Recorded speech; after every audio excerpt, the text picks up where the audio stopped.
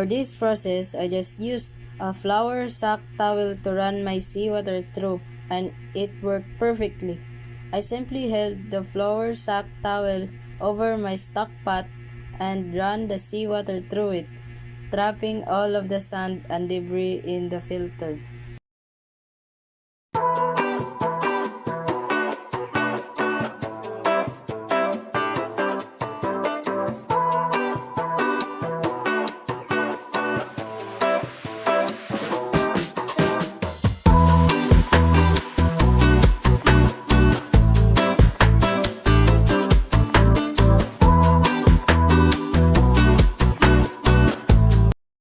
For this process, I began boiling my seawater on high until it reduced by about 3/4, occasionally stirring.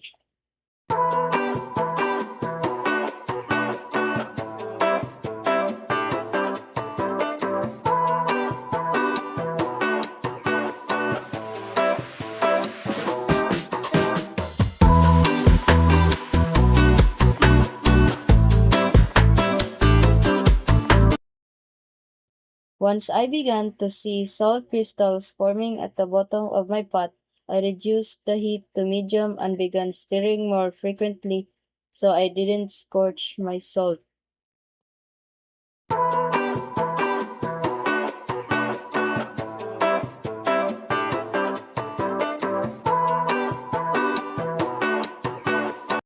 When there was about 1 inches of water left in my pot, I reduced the heat again to medium-low and kept stirring every few minutes to release the salt from the bottom so it wouldn't burn.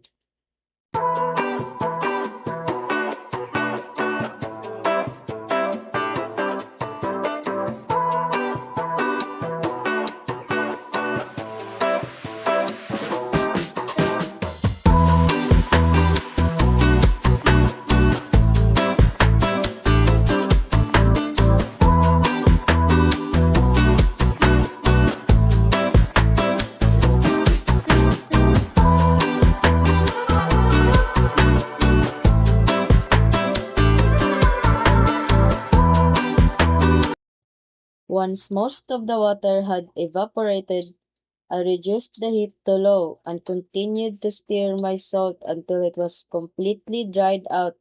This step required a little attention and patience, but once it was dry and resembled regular salt, I knew it was finished.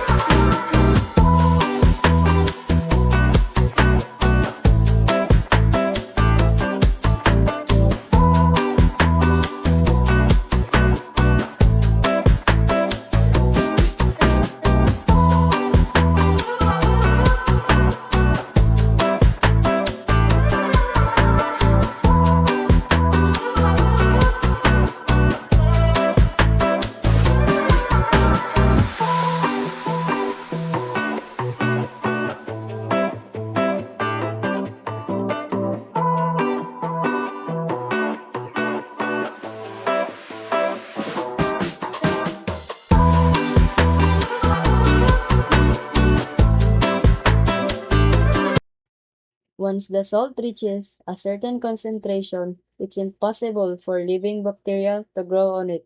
So this salt should last for as long as it takes you to enjoy it. I therefore conclude that if a saltwater mixture is heated, then eventually the water will no longer remain and only salt will be present. Firstly, salt water is a homogeneous mixture, meaning that the composition is uniform throughout. In addition, water is a substance that evaporates when exposed to heat and turns into steam.